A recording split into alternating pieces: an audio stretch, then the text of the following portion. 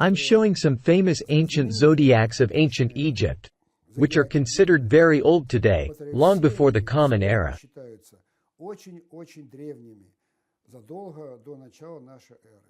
Nevertheless, there are the so-called horoscopes of Tebe by Heinrich Brugsch, a well-known Egyptologist.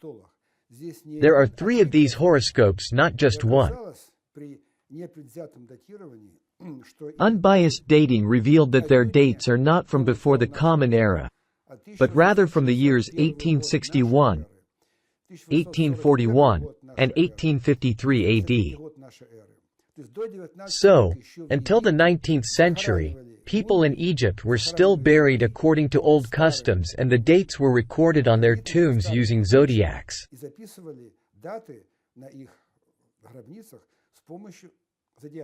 It turns out that this tradition survived until the 19th century.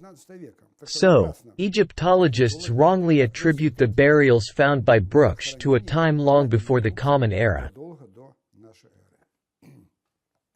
Now let's briefly go over other famous zodiacs of ancient Egypt. As I mentioned, this is the rectangular Dendera zodiac. It consists of 2 strips, one on the ceiling of the temple and the other on the ceiling of the temple. It has many pictures, a very detailed zodiac. Here, both constellations and planets are depicted. Now, how is the dating done? The idea is very simple and very sound. The thing is, on the Egyptian zodiacs, constellations are depicted almost the same way as they were depicted in the Middle Ages, in the era of Dürer, before him, and after him. Namely, it's Cancer, Virgo, Leo, Scorpio, Libra, and so on. For example, let's take one of the star maps made by Dürer. It's a map from Ptolemy Almagest. Here we see the zodiac. The constellations on the zodiac are generally depicted in a familiar way. Here are Sagittarius, Scorpio, Leo, Virgo, and so on. Next, we take a zodiac of ancient Egypt. We see the same constellations depicted almost the same way, and we look for the planets. Unlike constellations, planets move. So, Egyptian astronomers depicted them as wayfarers with staffs, moving across the sky. This is another map by Dürer, showing the constellations of the southern hemisphere. For example, this is how planets and constellations were depicted in the Middle Ages.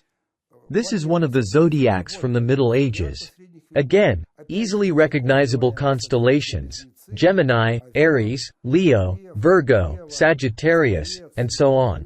And these are the planets: Mars, usually depicted with a sword; Venus, Jupiter. Here are the Moon and the Sun. They were considered planets back then.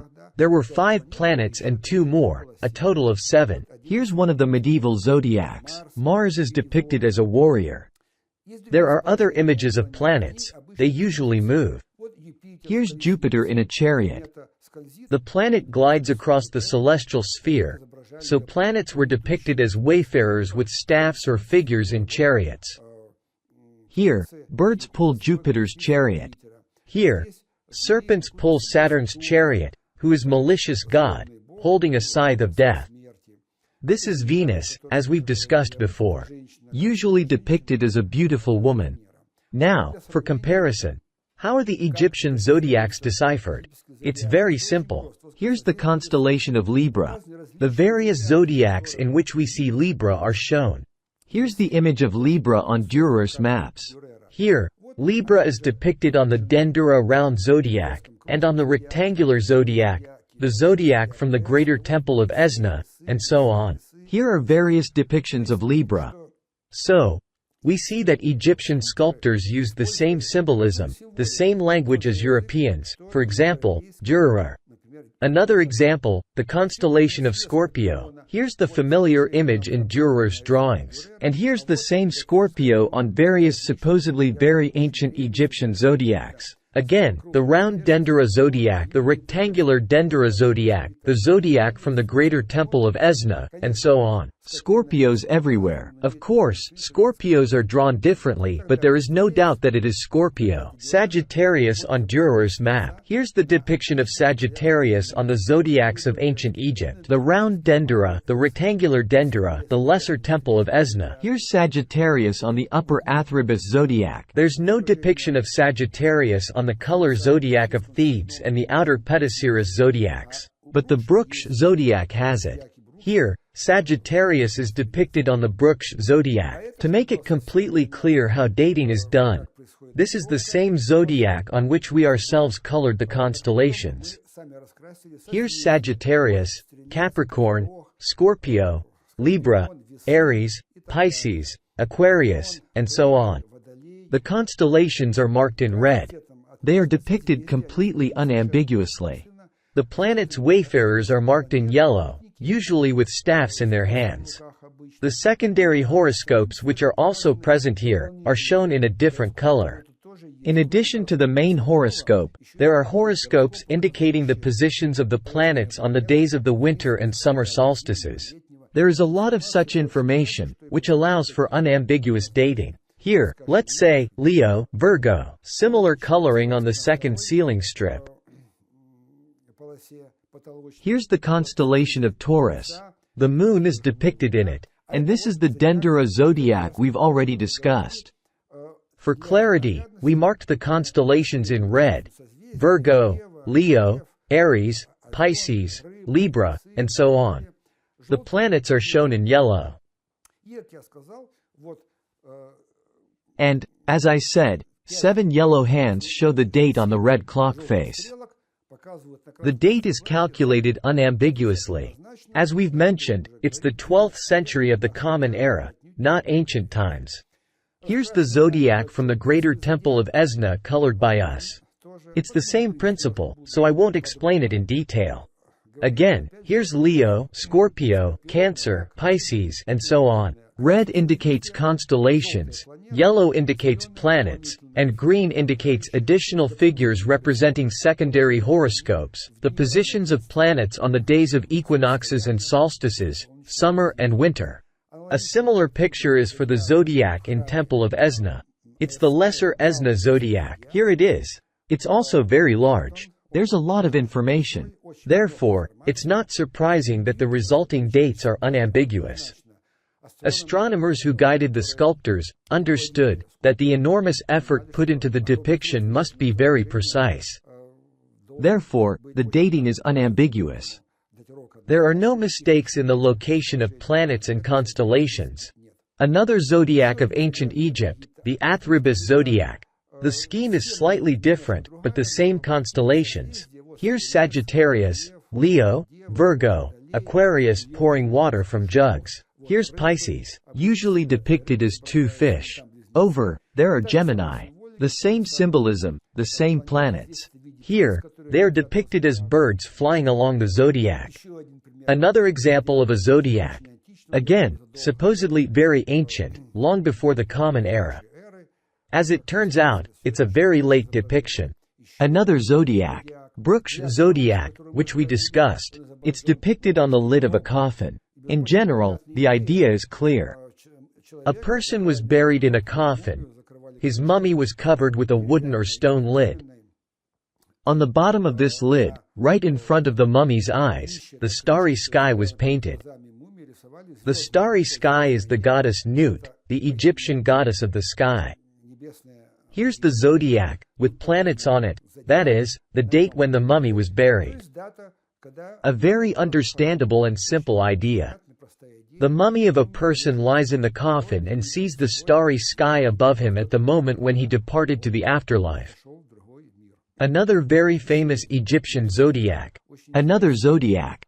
I won't go into detail here, because you can see how many zodiacs there are in Egypt. There are many.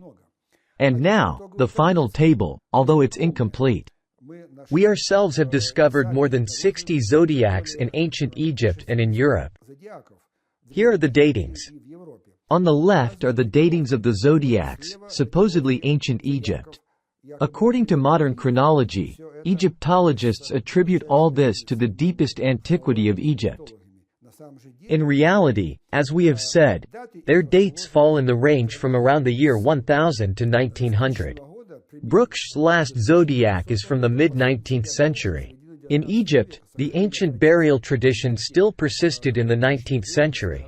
This is how the zodiacs we talked about are distributed, from the Lesser Temple of Esna, from the Greater, and so on. On the right are the zodiacs of Europe and Asia. There are also a lot of zodiacs here. Among them are also many zodiacs considered ancient. Upon independent dating, they all don't fall into deep antiquity, but into the range from approximately the 10th century AD to 1800. These are very well-known zodiacs. Mithraic from Apellim, the Golden Horn from Copenhagen, the Lion of Commagene, the Bayeux Tapestry. Furthermore, we have discovered an absolutely remarkable zodiac depicted on Ivan the Terrible's throne. It is exhibited in the Kremlin armory. The dating of the zodiac is the birth date of Ivan the Terrible, 1526, not 1530, 4 years earlier than is commonly believed today. This is also a very interesting thing. Zodiacs from the Louvre. I repeat, many of these zodiacs are considered to be from deep antiquity. In reality, these are events in the range from the 10th to the 19th century. Here is a summary distribution. This is a histogram of the distribution of zodiacs, their quantity over time. This is the oldest date we have discovered. No earlier date was obtained. This is around the 10th century of the Common Era. Then there is a surge, a large number of zodiacs in Egypt. There are many of them here. Then a small gap in the 14th–15th centuries. And a surge in Europe in the interval from the 16th to the 18th centuries. This is what astronomy provides with careful, unbiased dating, unrestricted by any prior frameworks, such as the chronology of Scaliger. Another example of a zodiac is the astronomical dating of the Book of Revelation or Apocalypse according to its horoscope. Everyone knows the Book of Revelation today. It's one of the famous books of the New Testament. It describes the coming of Christ and the events associated with it. It's a famous book. It turns out that its text contains a horoscope, which was first discovered by Morozov. But even before him, some scholars noted that the celestial sky was clearly described here. Morozov was the first to carefully study it. The horoscope, that is, the zodiac, is as follows. The text describes the position of Jupiter in Sagittarius, Mars in Gemini or Taurus, Saturn in Scorpio, Mercury in Libra, the Sun in Virgo, the Moon at the feet of Virgo, Venus in Leo. This is absolutely unambiguous information. I repeat, the planets are the hands on the dial of the zodiac belt. After calculation using a modern computer software, we obtained the solution, 15th century. This is the zodiac of 1486, which perfectly satisfies all the conditions stated in the Revelation. Everything listed there is satisfied. All the planets are shown where they are described in the text. Here is their corresponding position on the zodiacal belt. We took Dürer's map and marked the positions of the planets with bold dots: Mars, Venus, the Sun, Mercury, the Moon, Saturn, Jupiter. They are situated exactly as described in the Revelation. This is the end of the 15th century of the Common Era, not deep antiquity, where today this book of the New Testament is believed to belong. It is attributed to before the beginning of the Common Era. To determine the dates recorded on the zodiacs, we specifically developed the computer program Horus. We placed it on the internet freely accessible. There's a link. Those interested can download the program and, using it, double-check the datings of the zodiacs we provide or those that they themselves may find and attempt to date based on the arbitrary arrangement of planets on the zodiac, given approximately. Our program calculates all possible dates when this could have happened. A spectrum of dates arises, and then we see what solution we have obtained. Another example. A little sideways. Let's not stray from astronomy just yet. We've talked about eclipses. We've talked about zodiacs. And now, let's recall the famous book Almagest by Claudius Ptolemy, which has long attracted the attention of astronomers and historians. It is believed to have been created in the 2nd century of the Common Era. It turns out, this is a mistake. Using methods of geometry and statistics, the authors, that is us, Fomenko and Nosovsky, dated the famous star catalogue of Almagest to the epoch of the 7th–13th centuries AD. The final edition of the entire Almagest was apparently made only in the 16th–17th centuries AD. The method developed by the authors is applicable to any ancient star catalogues. It turned out that in all cases, except for the Almagest catalogue, the commonly accepted medieval datings of star catalogues such as Tycho Brahe's, Ulla Beg's, and Hevelius, were confirmed. The method is the same. The medieval catalogues fit where they should, while the Almagest turned out to be shifted from the 2nd century of the Common Era to the 16th century. This is an image of Ptolemy. Here is another image that is very similar to a medieval depiction. This is how medieval people looked. This is Ptolemy's model of the world. In the center is the Earth, surrounded by planets and the starry sky, on which constellations are fixed. These are different variations of depicting world systems. Tycho Brahe's system. It is believed that it is not entirely Copernican.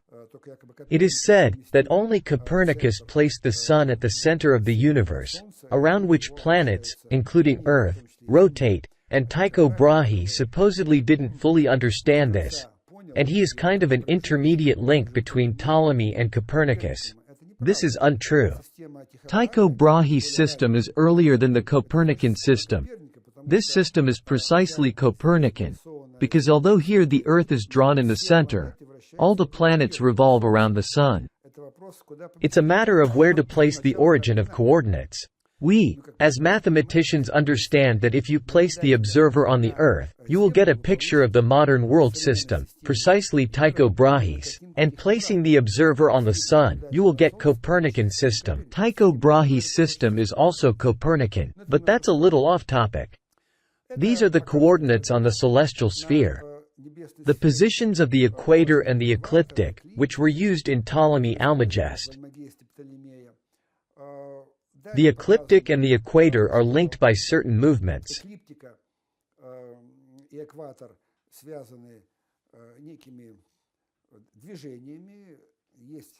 There are precession and nutation. The Earth moves around the Sun, so its axis precesses. And the second, weaker movement is called nutation. These are medieval instruments, with the help of which astronomers like Tycho Brahe and, apparently, Ptolemy, who lived shortly before him, somewhere in the 15th–16th centuries, measured the coordinates of stars on the celestial sphere. These are different quadrants, armillary spheres, very complex instruments. It was a very intricate science of the 14th–17th centuries. Clocks were needed to measure the longitudes and latitudes of planets, especially for longitudes. These are sand clocks.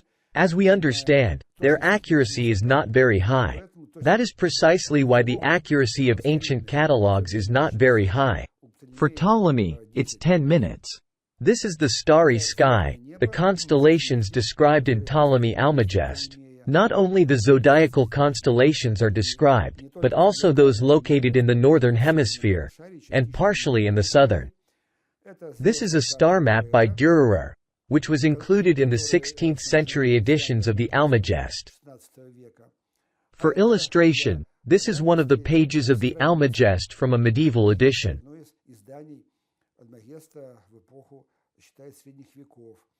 This is another edition of the Almagest, manuscript. This is for comparison the medieval star map by Stanislaw Lubianiecki, which marks the position of the starting point for longitude measurement. It is placed in the constellation of Aries. How did we date the Almagest? The idea behind the dating was very simple in essence but very complex in implementation. Some stars move. They shift across the celestial sphere. These stars are known. Their velocities are known. By fixing the positions of these stars in our time and examining their positions in Ptolemy Almagest catalog, one can find the difference in their coordinates. We used latitudes because, as it turned out, longitudes are very dangerous to use. They are unstable and were recalculated. By comparing the positions of the stars today with the coordinates of the same stars in the time of Ptolemy Almagest, one can obtain a date. Here, for example, is the movement of the star Procyon in the real sky. And here is its position in the coordinates around the year 100 AD, around the 10th century of the Common Era, in our time. And here are the coordinates of this star in the Almagest. Since the star Procyon is moving, you can find the date when the distance of this star to the place shown in the Almagest will be minimal. This gives an approximate dating. This is what we did by processing all the bright stars with accurate coordinates, well described in the Almagest. Here is another image, explanation of the dating method. This is the idea of dating. A star in the Almagest, a star that moves. We know its velocity and find the position when this star in its motion passes closest to the coordinates shown in the Almagest. The result is a date. This is how we calculated the coordinates. Next, we discovered a systematic error in the Almagest, which was compensated for. And in the end, we look at the result of our dating. A certain value is shown here, which measures the deviation of the coordinates of the stars in the Almagest from their positions in the sky today. You see, the minimum is reached in the interval from the 7th century to the 15th century. It is precisely in this epoch that the Almagest catalog was created. It is by no means the 2nd century of the Common Era, where modern chronology and modern tables place it today. These are some auxiliary graphs that show how this deviation behaves. This is Ulugh Beg's catalog, which we mentioned. Here too, the coordinates of the stars are recorded. Dating by our method gives the known date of Ulugh Beg's catalog. These are the Middle Ages. No problems arose here. Now we will move away from astronomy and transition to an important topic. What exactly we have achieved in this area, aside from dating many zodiacs and eclipses using astronomy.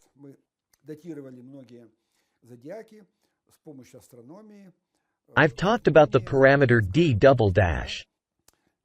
We've realized that without mathematical methods based on reasonable models and modern statistics, it's impossible to make sense of the chronological problem. This is complex material that needs to be processed using modern methods. There's a lot of data, and we need to learn how to extract patterns from them. Let me briefly describe a few methods that I have developed, implemented, and used for dating events described in ancient texts. In short, one of these ideas is as follows.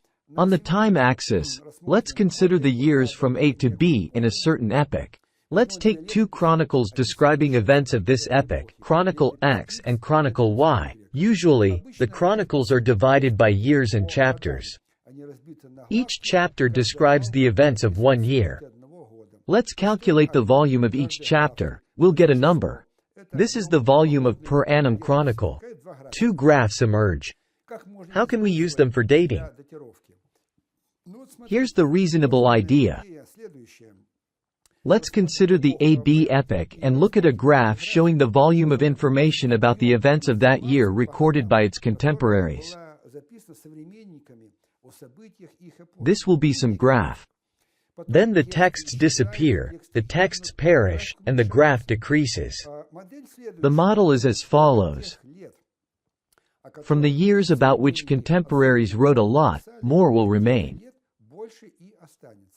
That is, the graph of the original primary fund will peak approximately at the same instances as the local maxima of the information fund that we calculate for some period m. Let m be some late epoch following the AB epoch.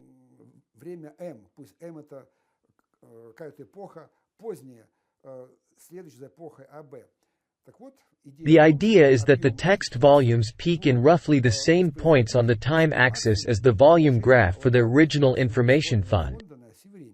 Such a model is quite natural and reasonable. Hence, we see that the graphs of the remaining information funds peak roughly around the same periods of time as the graph of the primary fund. Let's take two chronicles, X and Y, written in later years M and N, then the epoch of interest AB.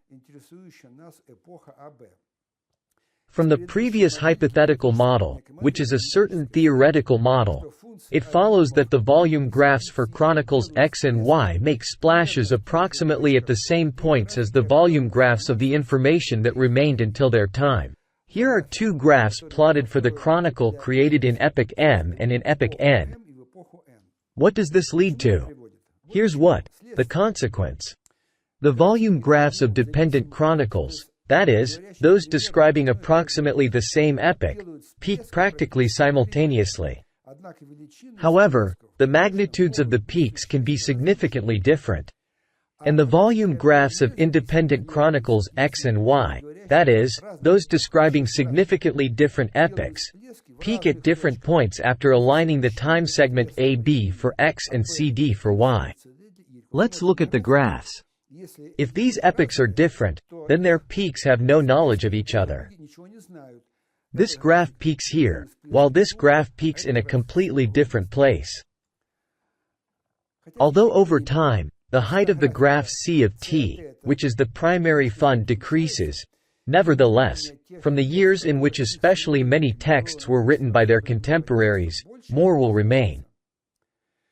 The splash points of the residual fund graph should peak approximately in the same years in the time interval AB as the original graph of the primary information fund. And now, an important model, the maxima correlation principle. If two chronicles, texts, X and Y, are a priori dependent, or describe the same flow of events of historical period AB, of the same state gamma, then local maxima, splashes, on volume graphs of the chronicles X and Y must occur simultaneously on the time interval AB.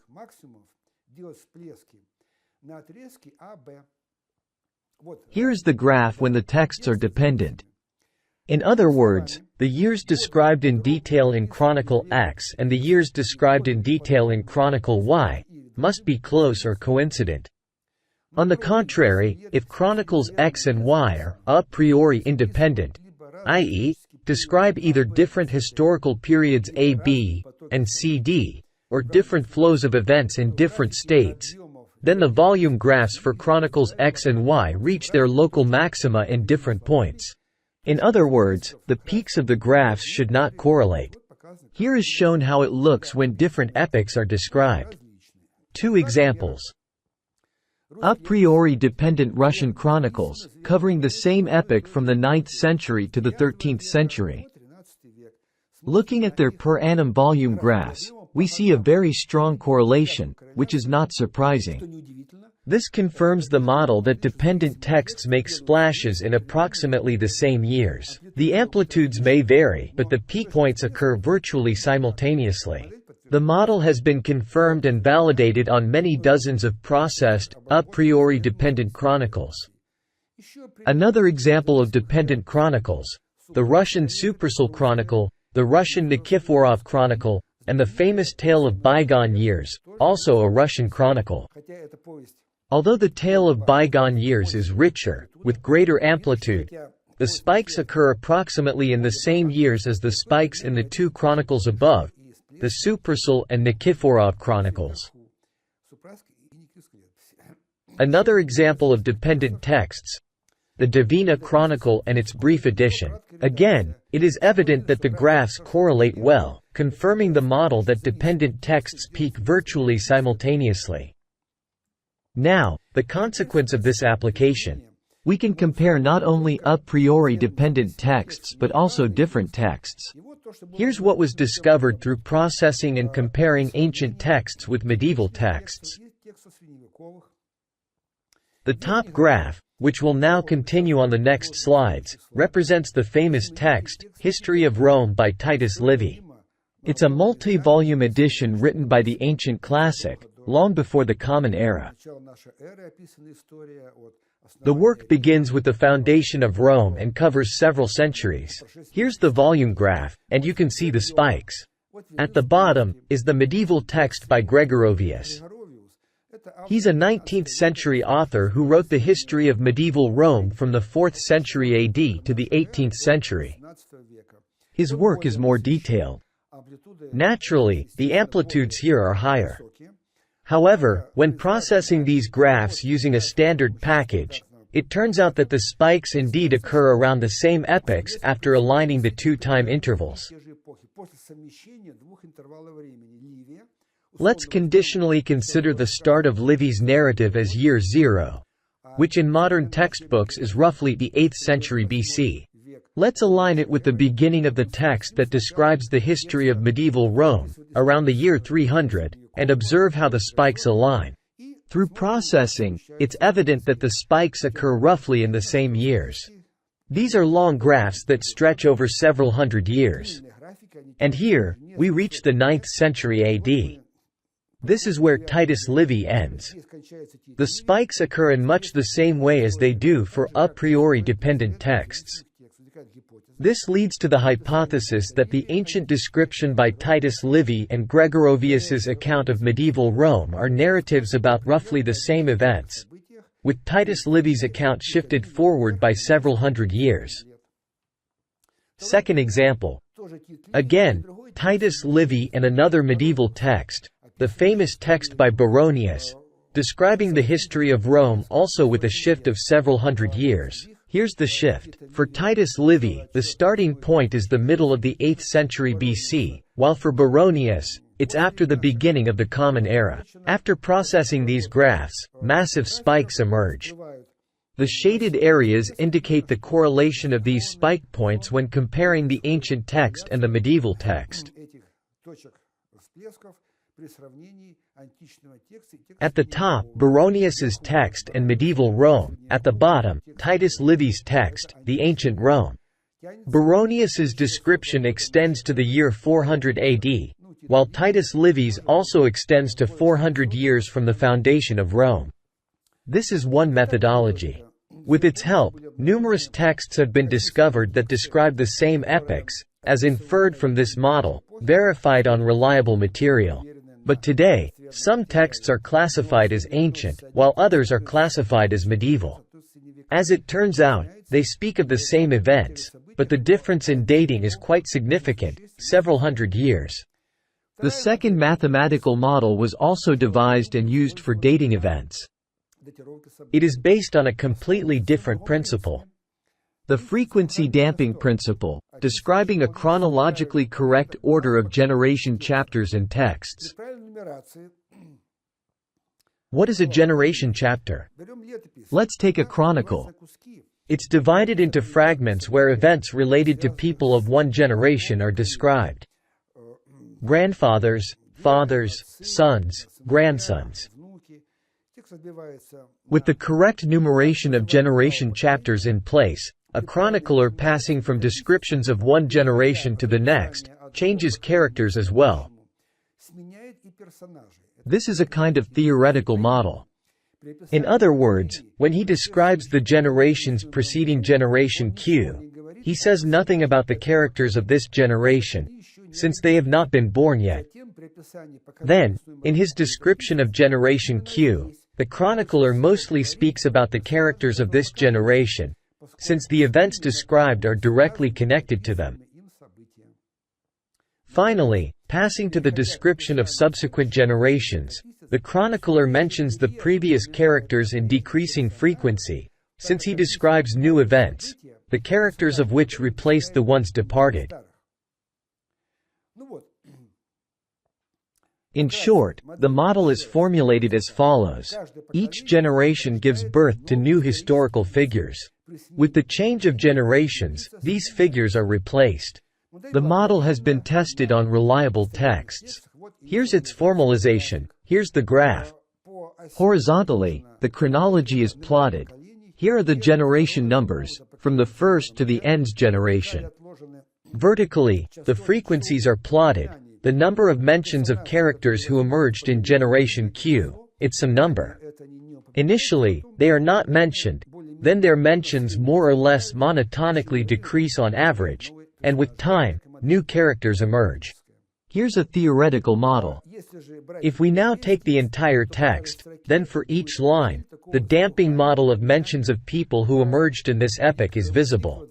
The further we go, the less frequently they are mentioned. This matrix describes the chronologically correct order of generation chapters in the text. But what if there is a duplicate in the text, if there is a repetition? If two fragments, two chapters, talk about the same events, suppose events in epochs Q and R, it's a repeat, a duplicate of the text, then the picture will be completely different. Here's the distribution of frequencies of characters who were born in epoch Q. Before Q is 0, there's a spike in epoch Q, then a decline, and in epoch R again a spike. Supposedly these characters resurface here with a new damping. And if we plot a graph for this epoch, it will be 0 because all the characters who were born in epoch R are already mentioned in epoch Q. This picture shows that there is a repeat, a duplicate in the text. One might suspect a chronological error. What should we see in the language of matrices? Zeros below the diagonal, and along the diagonal, there are two bold lines. Here are the peaks, and here the peaks resurface. This means the presence of a duplicate, that the text is stitched together from two duplicates. The model was tested on reliable texts where duplicates are known to exist. It was confirmed and applied to texts that are considered to be without duplicates. Here's a very important example, the Bible. In the Bible, 170 fragments, generation chapters were defined. Here's the constructed matrix. A lot of work has been done on the Bible. The entire Bible has been processed. All references, all mentions of all characters have been counted, all frequencies, all histograms. A very strange picture emerges, which is absolutely unlike what we would expect to see if there were no duplicates or repetitions in the Bible. Here's a well-known duplicate, the books of Chronicles and the books of Kings. Here we found duplicates that biblical studies already knew about. The books of Kings repeat the books of Chronicles. This is the second narrative, so naturally, our methodology revealed these two parallel bold diagonals, indicating a well-known duplicate. But if that were all, then we wouldn't have said anything new. But it turns out that there are other duplicates in the Bible that have never been mentioned before. There are many of them, and their distribution is quite complex. Here they are shown in the table. They are very massive. These are duplicates of events, characters that arise here, then resurface here, here, here, here, and here. Here's a similar picture. These are massive repetitions. We're not talking about just one or two names. We're talking about dozens, hundreds of names. Here's a more detailed picture. This matrix is constructed for the Bible. It's more clearly visible here where the duplicates are located. The biblical books are labeled, and below are the duplicates, their place in the Bible. In particular, it turns out that there are massive repetitions in the Old Testament. Fragments marked with the same letters are repeated later. Here's K, then K again, K again. Here's N, N again. There are many repetitions of T, marked with triangles. These are fragments of texts where names, supposedly originating long before this epoch, unexpectedly reappear with the same frequency. Here's R, duplicate R, R, R. It's a rather complex picture. At first glance, it's not clear how it arose. Another example. The biblical book of Revelation. We have seen that from the perspective of astronomy, the Revelation receives a completely different date than what is written in textbooks today. It dates from the late 15th century AD, but today it is attributed to the beginning of the Common Era or long before that. We apply the method of the frequency damping for the mentioned names. So, let's look at the frequency graph of name mentions for the Revelation. It's striking. Look at the bottom. This is the numbering of generation chapters in the Old Testament of the Bible. This is how the picture should have looked if the traditional dating of the Revelation were correct. A splash and then damping. This is how the frequency graph in the Revelation should have appeared. But it's different. Look above. Here's number 0, 218. Here's where it spikes. Not at all where it should be. It's off by several hundred years back. This picture shows that the current location of the Revelation is incorrect, that it should be shifted from this position to the end of the text, and placed at the end of the Old Testament. Another methodology that also needs to be discussed is the method of processing dynasties described in ancient texts. Chroniclers described many royal dynasties. This is valuable information and, in fact, the backbone of Chronicles. Chroniclers talk about the kings, about the wars in their era, what they did, how they succeeded each other, about unrests, and so on. Let's consider two dynasties described in the Chronicles. Let's think about how, from a statistical point of view, information about the reign durations of the kings described in old texts could be processed. Let's formulate a model, a hypothesis, which we will conditionally call the small distortions principle. It sounds like this. If two dynasties reflected in annals A and B are slightly different, the annals in question refer to the same actual dynasty. That is, they are two versions of its description in different chronicles. In this case, we call such dynasties of annals dependent. On the contrary, if the two dynasties from annals A and B identify as the two actual dynasties, they differ considerably.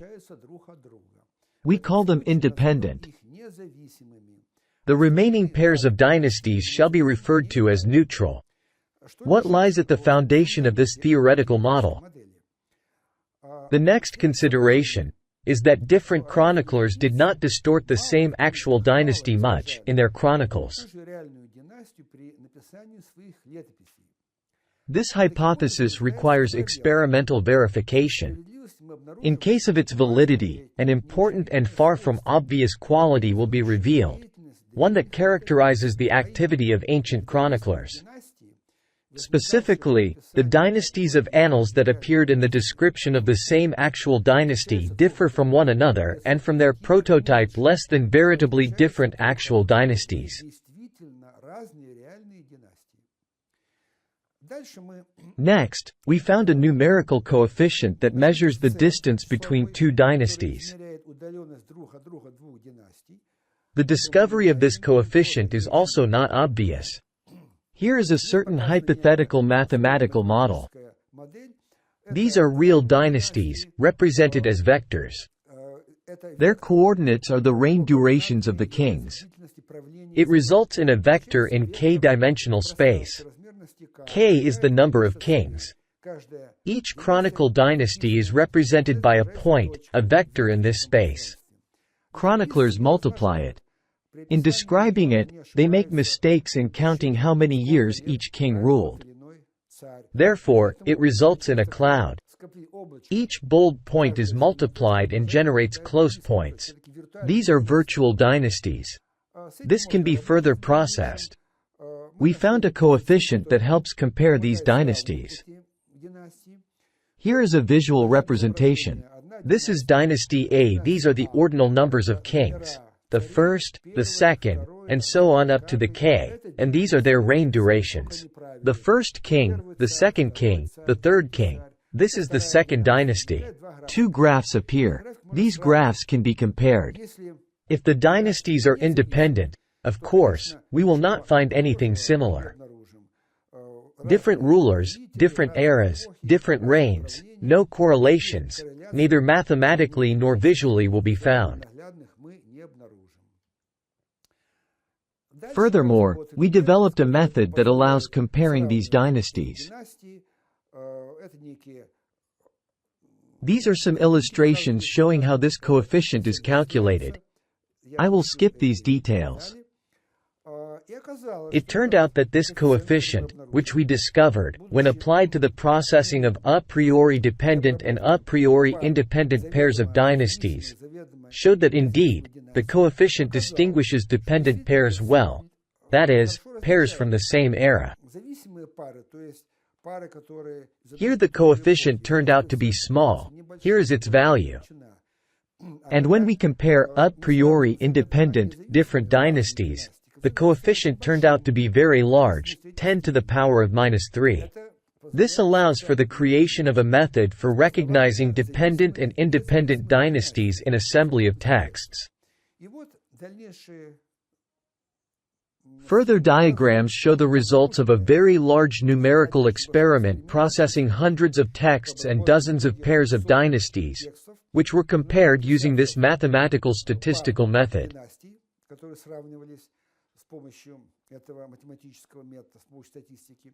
Completely unexpected pairs of dynasties were identified, which are considered absolutely different, dissimilar, and belong to different eras today. However, from the perspective of comparing the graphs of reign durations, they are remarkably similar. It's not just about visual correlation, but about the fact that a certain coefficient introduced by us here is anomalously small. It is as small as for pairs of a priori dependent dynasties. For example, here on the left is the Roman Empire, which today is dated from the 1st century BC to the 3rd century AD. And this is the next Roman Empire, from the 3rd century AD to the 6th century AD. On the right and left are the names of rulers. We aligned these two dynasties with a time shift, and you see a very strange, very good overlap, confirmed by a very small coefficient. Here is Tiberius, there Constantius, here is Caligula, there Julian, Pescennius Niger, Romulus Augustulus. This is something that according to Scaliger's chronology, cannot be. It is absurd, because these are completely different eras, supposedly different rulers, different kings, different dynasties. Nevertheless, from the perspective of mathematical methods, this is approximately the same era. And so on. Here's the arrangement of these two dynasties on the timeline. Here's another principle. The numbers show who overlaps with whom. 1 on 1, 2 on 2, 7 on 7, this is one dynasty. This is the Roman Empire from the 3rd to the 6th century, and below is what we were talking about, the Second Roman Empire from the 1st century BC to the 3rd century. The real location on the timeline is shown. It can be seen that the interval is slightly stretched here, and here it is slightly narrowed, but nevertheless, the correlation is very vivid and confirmed by formal calculations. And so on. This is the parallelism between the Second Roman Empire, from the 1st century BC to the 3rd century, and then again from the 3rd to the 6th century. With a rigid shift, a very bright and unexpected correlation is visible. This is an analysis of the Bible. Here are the biblical kingdoms, the kingdom of Israel and kingdom of Judah. Their overlap is shown when shifted. They are considered different, supposedly completely different dynasties, different epochs, even geographically different, different capitals. Nevertheless, a vivid overlap of one set of kings with another. They have very close reign durations, and as seen from this picture, when placed on the timeline, they correlate strongly. Next, the Kingdom of Israel, described in the Bible. On the right is the dynastic stream from the Roman Empire from the 4th to the 5th centuries. Not all rulers on the right, but some. Again, a striking, unexpected correlation that completely contradicts Scaliger's chronology. Moving on. The Kingdom of Judah is also described in the Bible, with its capital in Jerusalem. The Eastern Roman Empire from the 4th to the 8th centuries AD, with its capital in New Rome. Again, on the right and left, a very bright, unexpected correlation. These are the reign durations. On the right, the reigns of the emperors of the Eastern Roman Empire. On the left, the reigns of the kings of Judah described in the Bible. Next, the overlap of two periods in the history of the Roman episcopate, from the 2nd century to the beginning of the 4th century, and the following period from the beginning of the 4th century to the middle of the 6th century. A very bright, unexpected correlation with a very small proximity coefficient. Next, the Carolingian Empire and the Third Roman Empire, today considered supposedly completely different epochs, different kings, but there is a bright correlation. This same correlation is shown on the timeline. There are some distortions on the timeline, but they are not significant. There is a slight distortion here, but overall, one dynasty overlaps with another with striking correlation and a small coefficient. The next example, the Roman Empire from the 10th century to the 13th century. The medieval Roman Empire of the German nation. And this is the Roman Empire from the 4th to the 6th century, a completely different era. This is the same overlap on the timeline. Of course, there are some distortions in the center, but nevertheless, the reign durations correlate perfectly. This is one of the main parallels. This is the Holy Roman Empire from the 10th to the 13th century, and this is the ancient empire from the 3rd century to the middle of the 6th century. On the left, the same Holy Roman Empire of the 10th–13th centuries, on the right, the Habsburg Empire. This is an even later empire, from the 13th century to the 17th century. Also, a bright and unexpected correlation. This same correlation is shown on the timeline. The shift in dates is visible at the beginning.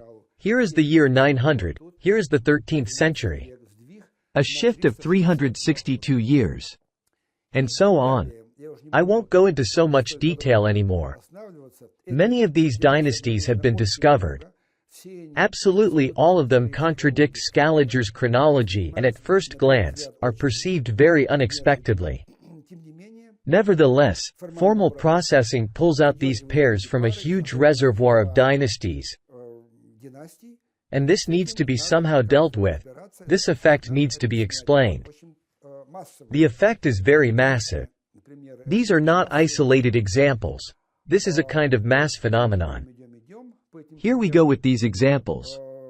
Another vivid example. The Russian Horde Empire from the 13th century to the beginning of the 17th century. The Habsburg Empire without shifts, from the beginning of the 13th century to the beginning of the 17th century. The same overlap on the timeline. There are slight distortions in the dates, but the reign durations correlate perfectly, as seen on the graph. And so on. There are many of them. This is the overlap of two periods in Russian history. Specifically, the overlap of the period from the mid-10th century to the year 1100 and the following period from the mid-14th century to the beginning of the 16th century. Here is Vasily I, Vladimir the Great, Ivan the Great. Here is Vsevolod, Yaroslav the Wise, and so on. Here is the same overlap in Russian history with a shift of several hundred years.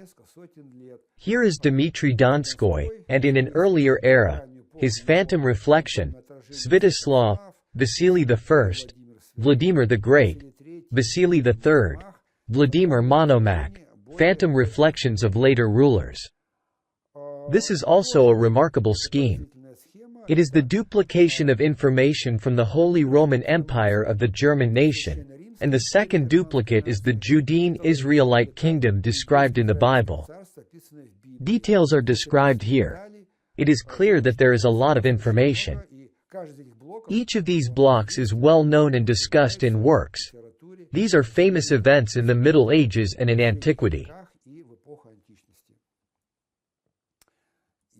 Moving on. You are now seeing the overlap and duplication in English history. It starts in ancient times.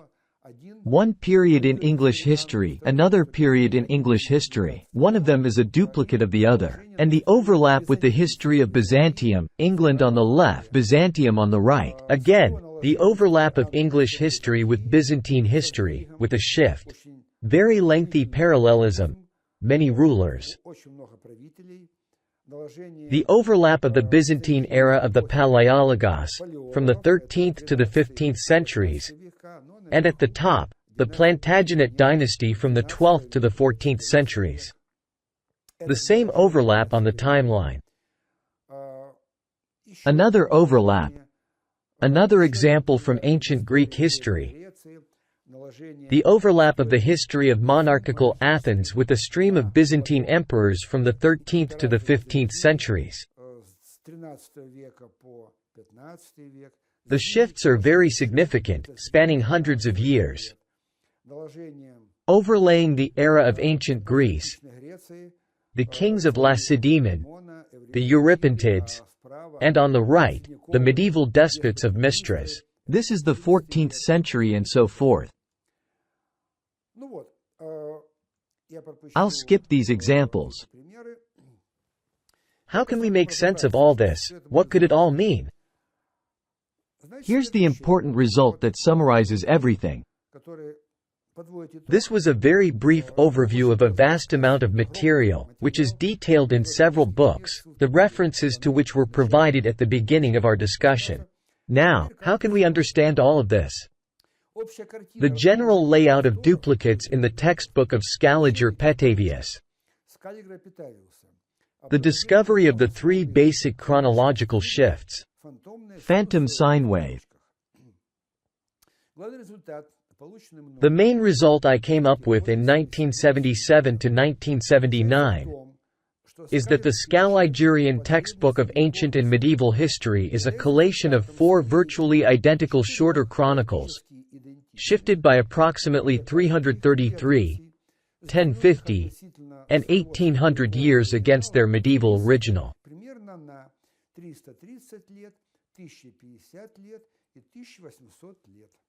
This is a certain formal result.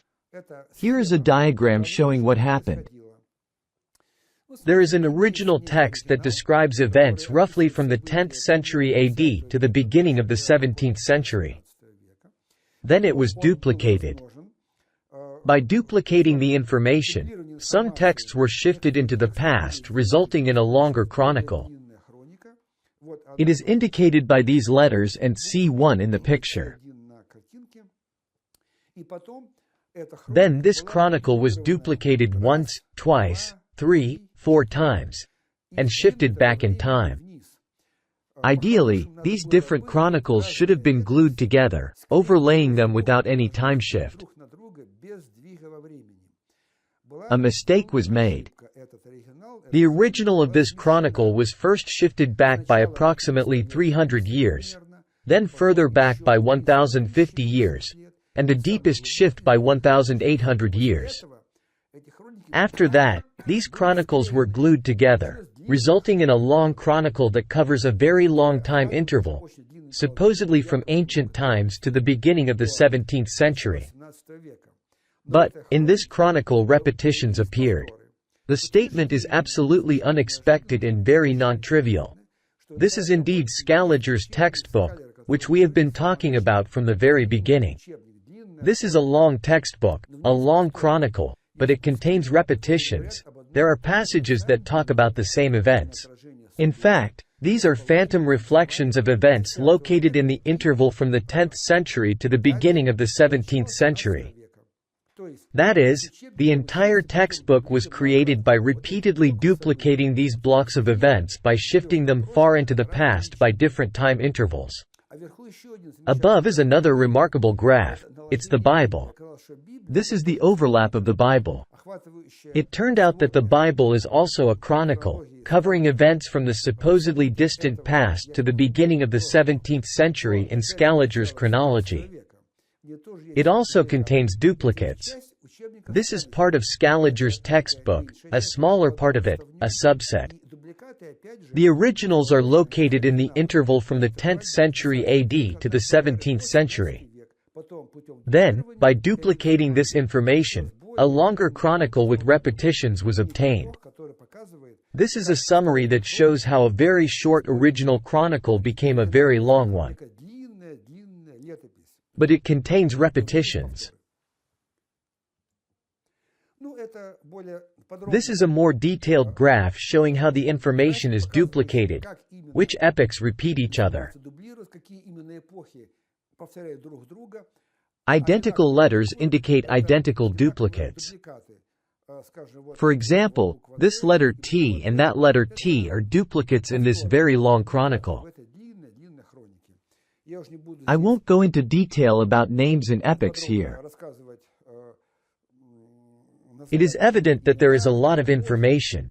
It is confusing, and not straightforward. But I repeat, the structure is very simple.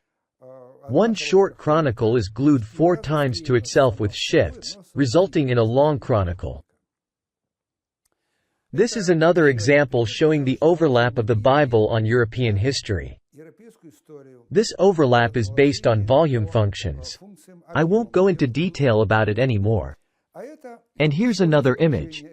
This is a chronological map that details all the duplicates, marking all the rulers and the years of their reign. Now I'll scroll through it all, so you can see how much information was processed.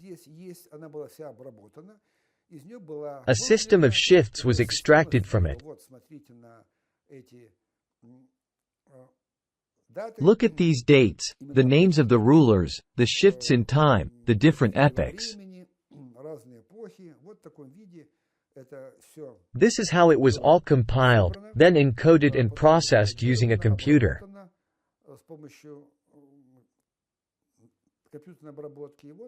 Here are the detected duplicates. These are the shifts. Here's one epoch, another epoch.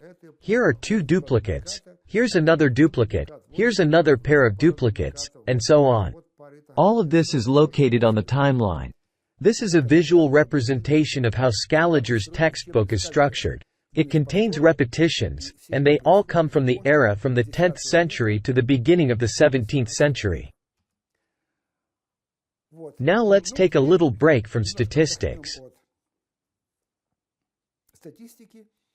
There's been a lot of information. Now let's ask the question, how are dates recorded in antiquity? This observation becomes clear and natural from the perspective of the previous discussion. And it explains a lot. The letter X had formerly denoted the name of Christ, but was eventually declared to stand for the figure of 10. The letter I, or J, examples will be shown later, formerly denoted the name Jesus, but was eventually declared to stand for 1000. One of the main chronological shifts has the value of 1050 or 1150 years, or roughly a millennium. It could have resulted from the collision of 2 different date recording systems used by later chronologists. The first method employed the abbreviated form of recording. For instance, the 3rd century since Christ could be recorded as X.3, where X being the first letter of the Greek word Christos, Christ. The letter X is one of the prevalent medieval anagrams for the name of Christ. Thus, the phrase, Christ's first century, when abbreviated, could read as X.1, Christ's second century, as X.2, and so on. These abbreviations may have affected the contemporary designation of centuries. However, at some point, medieval chronologists suggested that the letter X in the beginning of a date should be interpreted as the figure of 10. This interpretation automatically adds 1,000 years to the initial date. Hence the erroneous dating, 1,000 years more ancient than the real one. This hypothesis concurs well with the known fact that medieval Italians designated centuries by hundreds. Trecento, or the 300s, the 14th century; Quattrocento, or the 400s, the 15th century; Cinquecento, or the 500s, the 16th century. However, these names of centuries point directly at the 11th century AD, making it the initial point of chronological reference, since they ignore the consensual addition of the extra millennium. Apparently, medieval Italians knew nothing of this millennium.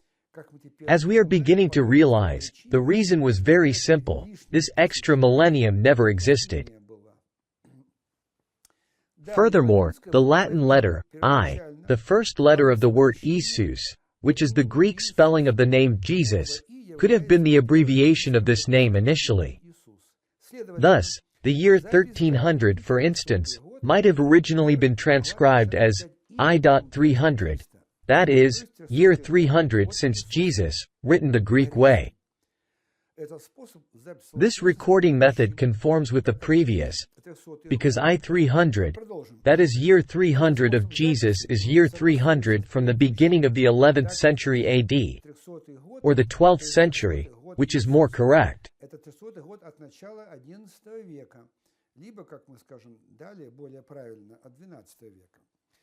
In this respect, we believe the next important fact to be worthy of special attention.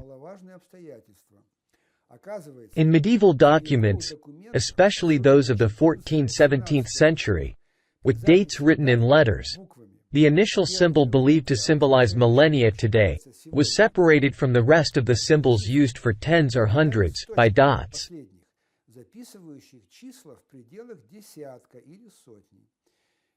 Here are some examples. Please take a look.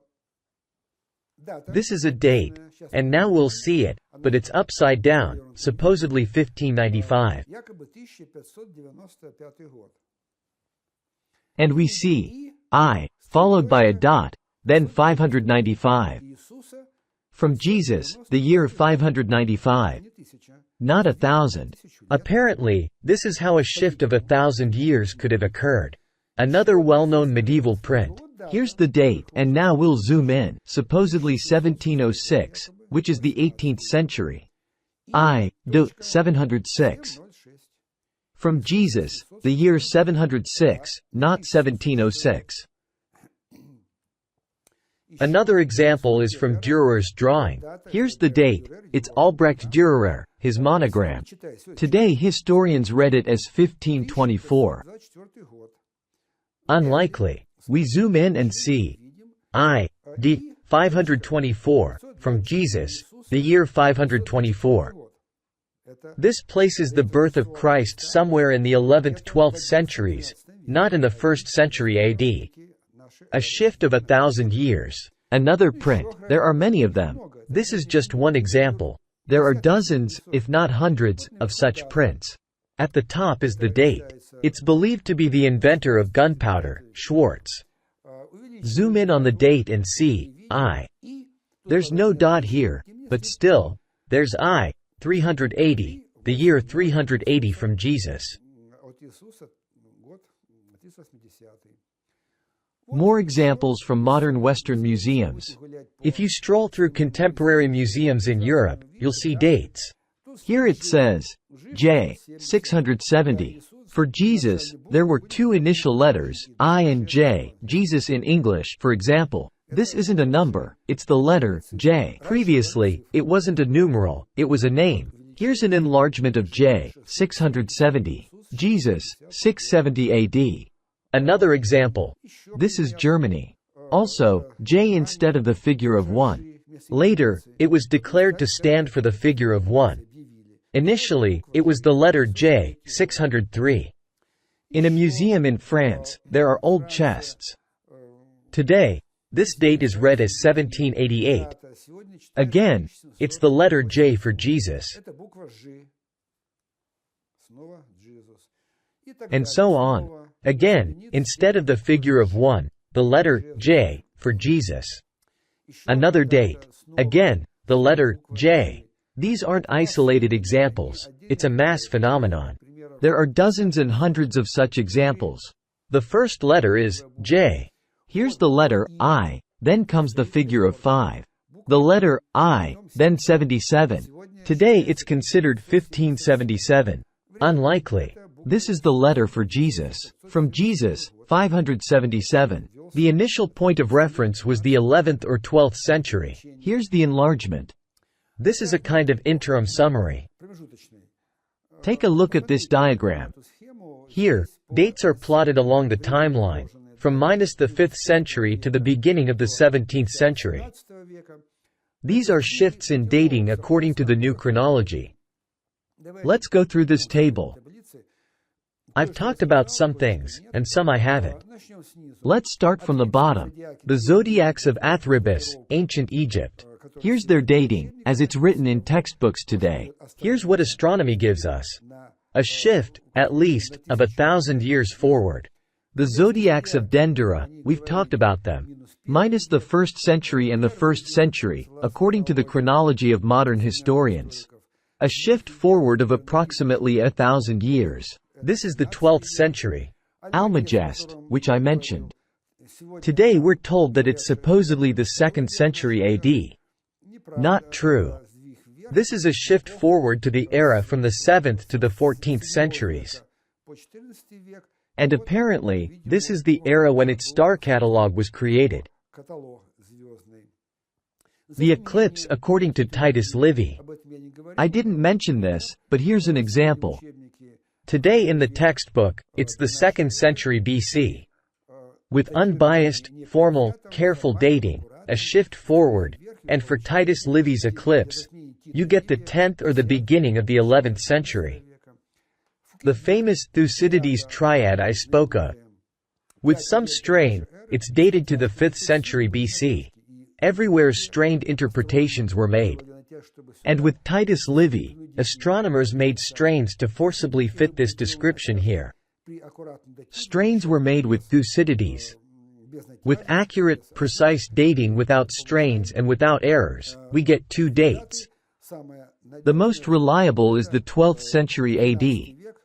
A shift forward, an error in the chronology of ancient Greece, of at least 1,500 years. The star explosion from the 2nd century also shifts to the 13th century. Jesus Christ from the 1st century AD shifts forward to the years 1152 to 1185. That's the second half of the 12th century. This is where the beginning of the Common Era was, where the birth of Christ occurred. A shift of 1,000 years. That's why we see the letter X dot, the letter J dot. That's the shift, the error of 1,000 years in dating texts. We talked about the Revelation. Today we're told that it's supposedly from the 1st or 2nd centuries AD. In reality, it's the end of the 15th century. The crucifixion of Christ. Today we're told it's supposedly the year 33. According to the new chronology, it's the year 1185. The Star of Bethlehem, supposedly around the year 0, the birth of Christ. With the shift according to the new chronology, it's a supernova explosion in the year 1152 AD. These are some examples. After such a variety of facts, let's provide a summary to make it clear and put it all in order a bit. Conclusions. Hypothesis. History, as described in surviving chronicles, only begins around the 10th century AD. We know nothing of the events that took place before the 10th century AD. Let us summarize. The disintegration of the global chronological map, or the Scaligerian textbook of ancient history, that we have discovered, leads to a very important assertion. Namely, almost every event from the Scaligerian textbook dating from epochs preceding roughly 1000 AD, consists of phantom duplicates. Their medieval originals are located on the time interval of 1000 to 1650 AD. In particular, every event dated to earlier epochs in Scaligerian textbook is a sum of several, mostly 2, 3 or 4, medieval events. In other words, Scaligerian textbook is a stratified chronicle pasting together 4 virtually identical pieces shifted in relation to one another.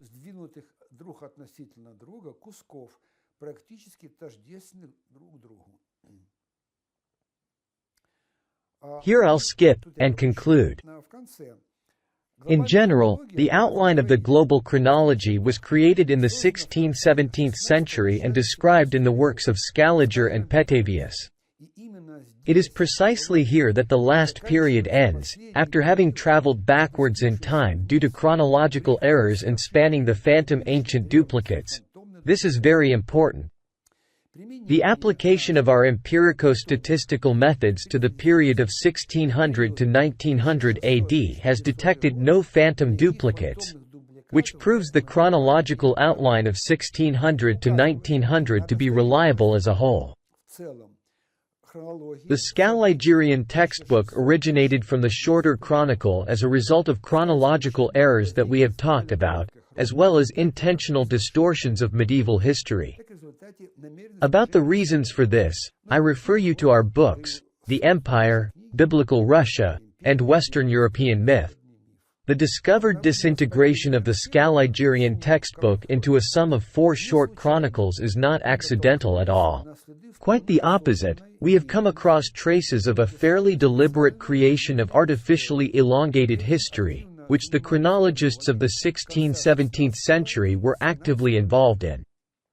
We also obtain a preliminary answer to the 2 following fundamental questions. 1. What was the actual history like? And 2. How and why did it give birth to the Scaligerian textbook? Apparently, actual history, or the history described in written sources that have reached to our time, begins from the 10–11th century AD and on. Likely, this is our hypothesis, only in the 10th century did writing emerge. The period from the 11th to the 17th centuries is described both in medieval chronicles and in ancient sources, which now should be placed back to their original period, the 11th to the 17th centuries. As a result, the medieval history known to us will become richer and more illuminated. We will learn much new about it. Biblical history fits into the interval between the 10th century and 16th century AD.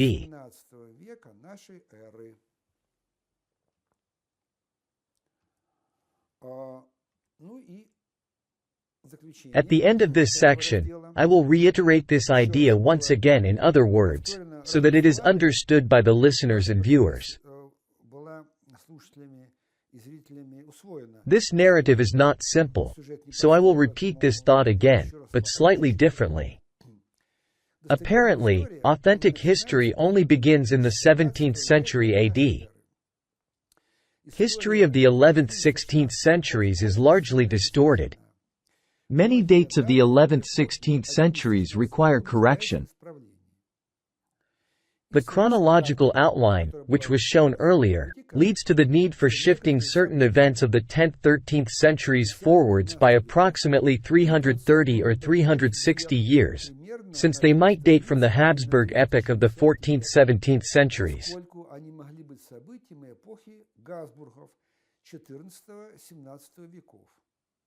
Furthermore, the same map proves that Scaligerian datings can be relied upon starting from the beginning of the 17th century AD only.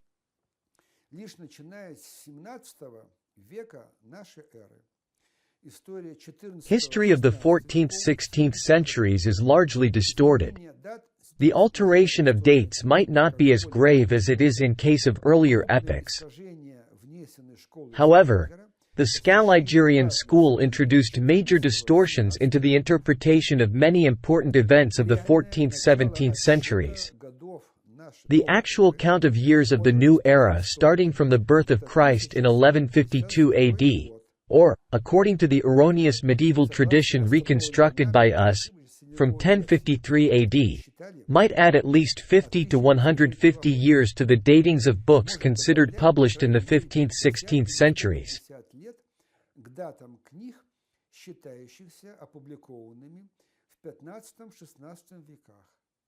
The same applies to the lifetimes of kings, military commanders, writers, poets, painters and sculptors who lived in the 14th–16th centuries. Many of them may have lived 50 or 150 years closer to our time. Here's a summary. And now, in conclusion, we have talked about the results described in our 7-volume series. But after these results were obtained, we were compelled to continue our research.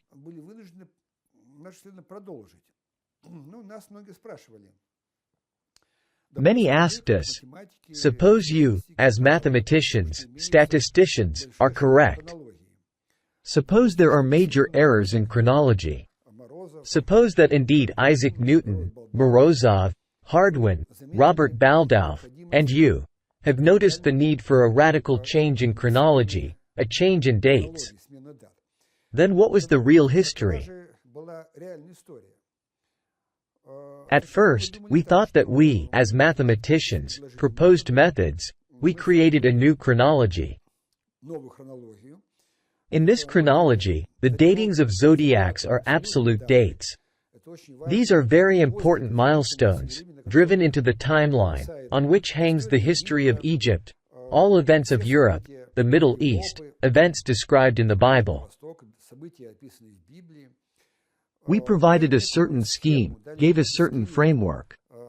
We provided a new backbone of dates, which have been astronomically, mathematically, statistically verified, and anyone, as we emphasize, can take all these materials and, after spending some time, recheck them. All necessary materials are posted on our websites and in books, methods are described, all tables are posted.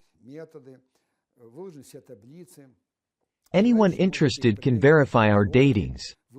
The Horus Zodiac dating program is provided. We also provided the decoding data. Anyone interested can use this program to verify that the round Dendera zodiac is the end of the 12th century of the Common Era, not the beginning of the Common Era, as ancient history lecturers explain to students nowadays.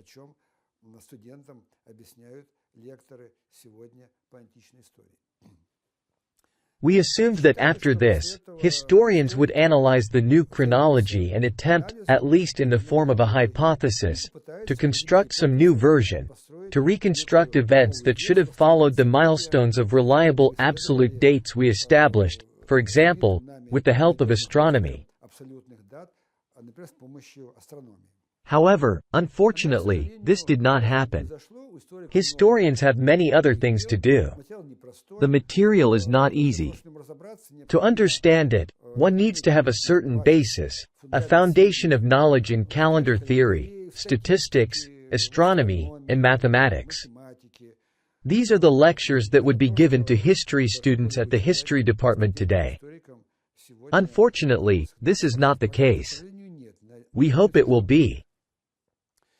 But we were constantly asked, what is the true history, at least in the form of your hypothesis? We were forced to do the work that, as we expected, historians should do. We wrote several books that outlined our version. This is a hypothesis. Unlike the previous material, it is not a theorem, it is a hypothesis, and we do not insist on it. We offer our vision of history, chronology, based on the ancient texts known to us today, but with new dates, which are reliably established and can be rechecked. We wrote several books. I will now list these books. They come after the 7-volume set, and they contain new results, new astronomy, and statistics, but they present hypotheses of what the genuine history was like. In the book titled, Ancient Zodiacs of Egypt and Europe, previously known and newly discovered by us, zodiacs are compiled. To date, we have found more than 80 zodiacs. We have dated them. I repeat, these are 80 reliable dates that are plotted on the timeline. and all these dates fall within the interval from the 10th century to the beginning of the 17th century. In this book, some of these zodiacs are described in detail and dated. Next, the book, New Chronology of Egypt, about which we briefly spoke earlier. Zodiacs and information from the history of Egypt are analyzed, and at the end, a large table is provided showing the arrangement of Egypt's dynasties, famous pharaohs in the interval from the 10th to the 17th century. Another book on this topic is Egyptian, Russian, and Italian zodiacs. I mentioned an example of the Russian zodiac. The zodiac is remarkable, and for some reason, historians had not noticed it before. You can visit the Armory Chamber in the Moscow Kremlin and look at Ivan the Terrible's famous throne. Right in front on the throne and on its sides are images that unequivocally reproduce the zodiac for the date of Ivan the Terrible's birth. This book talks about it in detail. Next is the book, Tsar of the Slavs, which studies the history of Jesus Christ, dating his birth to the mid-12th century, and the crucifixion in 1185. It details the dating of his biography based on ancient texts like the Paleia and with the help of astronomy. It's a very detailed book. Next is the foundation of Rome, the beginning of the Russia horde, after Christ, the Trojan War. Comment: the famous Trojan War did not occur in the 13th century BC, but at the beginning of the 13th century AD. The minus sign should be replaced with a plus sign, resulting in a shift in dating, compared to modern history textbooks of at least 2,500 years. The Trojan War was a retaliation for the crucifixion of Christ. Baptism of Russia. Paganism and Christianity, the baptism of the empire, Constantine the Great, Dmitry Donskoy. The Battle of Kulikovo is described in the Bible. Sergius of Radonesh is the inventor of firearms. Dating of the Bayeux Tapestry. This is a famous medieval tapestry. It turns out, its dating also shifts forward by several hundred years. The next work, The Imperial Rome in the Interfluve of the Oka and Volga Rivers. The next book, Cossacks Aryans, From Russia to India. The next book, Forgotten Jerusalem. Istanbul in the light of the new chronology. Next, Christ in Russia. The next book, The Conquest of America by Yermak Cortez and the Reformation Rebellion through the eyes of ancient Greeks. The next book, Lost Gospels, New Information about Andronikos Christ. Next is the book, Fall of the Empire, From the Ivan the Terrible Nero to Mikhail Romanov Domitian. The next book is, Christ was born in Crimea, where the Virgin Mary also passed away. Next is, Heracles, a Greek myth of the 16th century. The following book is, The Prophet Conqueror, a unique biography of Muhammad. The Tablets of Moses, the Yaroslavl meteorite of 1421, the invention of Damascus steel, Phaeton. Next book is, Old Maps of the Great Russian Empire, Ptolemy and Ortelius in the light of the new chronology. Following book is, Shahnameh, Iranian chronicle of the Great Empire from the 12th to the 17th centuries. The next book is, What Shakespeare Really Wrote About. From Hamlet Christ to King Lear Ivan the Terrible. I will read the annotation to clarify what this book is about. All the results presented in the book were recently obtained. They are new. The new chronology sheds a new and unexpected light on Shakespeare's remarkable works. It turns out that such famous plays as Hamlet, King Lear, Macbeth, Timon of Athens, Henry VIII, and Titus Andronicus are based on real events from the 12th to the 16th centuries that unfolded in the Great Empire.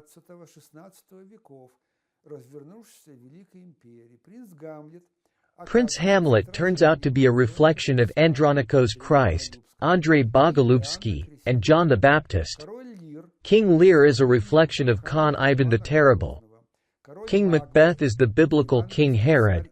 Timon of Athens is Judas Iscariot. King Henry VIII is again Ivan the Terrible. Queen Anne Boleyn is Elena of Wallachia, also known as Esther in the Bible. Let's move on. We wrote a brief textbook titled, How It Actually Happened, a reconstruction of true history. Our hypothesis of how everything really happened is presented here, as reflected in the title. Next is, the Vatican. Zodiac of Astronomy, Istanbul and the Vatican, Chinese horoscopes. How it actually happened. This is a new series. The Wonder of the World in Russia near Kazan.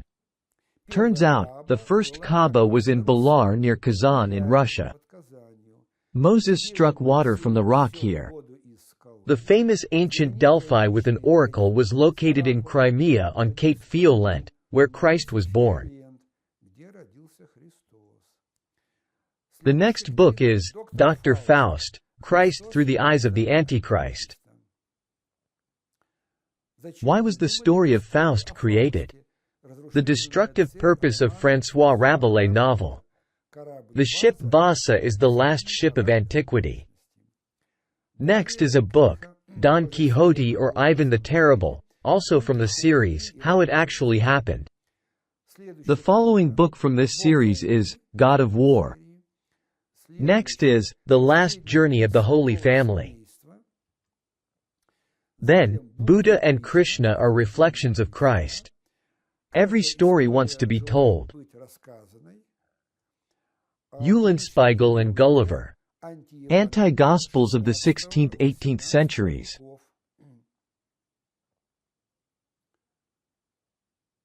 The names Eulenspiegel and Gulliver are well known. Today, Eulenspiegel is considered a jester, a vagabond, a rogue, a prankster, a fighter against the Spanish yoke in the Netherlands. Gulliver is known as a traveler who became a giant in the land of Lilliputians, and then a Lilliputian in the land of giants. Films, theatrical performances, musical plays, and children's books are dedicated to these characters. This is our hypothesis. Eulenspiegel and Gulliver are two mocking parodies of Jesus Christ. That is, they are anti-gospels created in the 16th–18th centuries. Earlier, authors had already discovered similar propaganda works. In particular, in the book, Dr. Faust, Christ Through the Eyes of the Antichrist, it is shown that the famous story of Faust is an anti-gospel, a mocking distortion of the history of Jesus aimed at splitting the church and society during the Western European Reformation era. Furthermore, as demonstrated in the book, Don Quixote or Ivan the Terrible, Cervantes' famous novel was also created as a malicious mockery of the Tsar Khan Ivan IV the Terrible, who ruled the Great Horde Empire in the 16th century. Alongside these works is the story of Eulenspiegel and Jonathan Swift's novel, Gulliver's Travels.